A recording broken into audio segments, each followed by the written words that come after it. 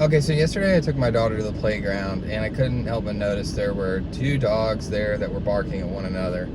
And so we had one guy with one dog, and he was like petting and trying to soothe the dog when it was barking. And he would tell them to stop, but he's putting gentle hands on them and petting them. And so the dog is receiving most likely the information that they should keep doing that behavior, that is being positively reinforced unintentionally, no matter what the guardian is saying, because he's receiving pleasant touch.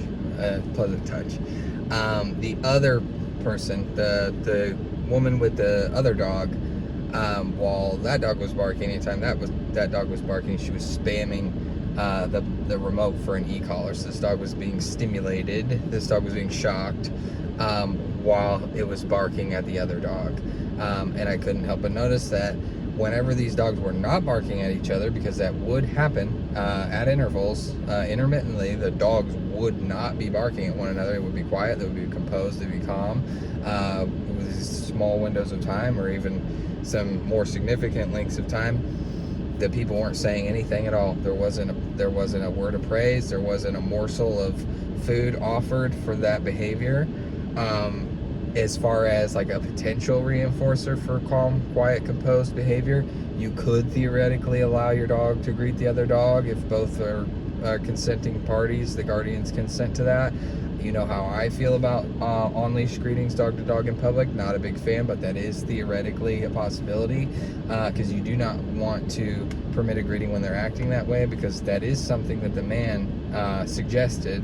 So theoretically that is possible, because you do want them to be calm, composed, quiet, and then get permission to greet. Because if they're going bananas and you say, let's get them to greet, so they'll be calm, like they'll settle down, because some dogs do that, whether it's with a person or with a dog.